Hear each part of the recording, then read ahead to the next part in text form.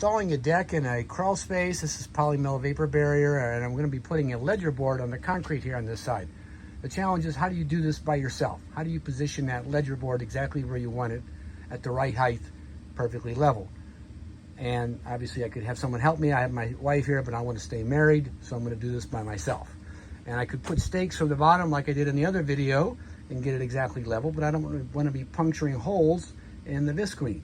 So what I decided to do is, you'll see there's a wood trim piece up here, and this would also, even without this, you could do screws into concrete. But what I did is I put structural screws into the wood, and I use structural screws only because I have them here and they got a head on them.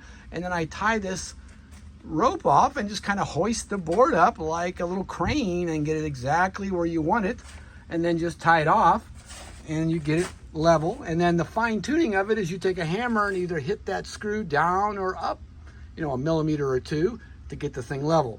And then if you fine tune it, then I go ahead, you know, see over here, I've got one in already, a Tapcon screw. It's just a 1/4 inch Tapcon screw that's 3 inches long.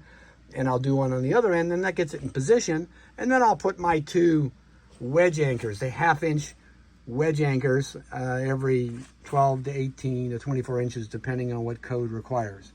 And that's kind of another story, how to put those in. You just do 2 1/2 inch holes with a big hammer drill. You want a big drill, not one of these smaller ones, or you'll be here all day. But the bottom line, to hoist it from the top, and then fine tune it by tapping it with a hammer to get those screws just where you want it, and then it's true, and put the Tapcons in to hold it.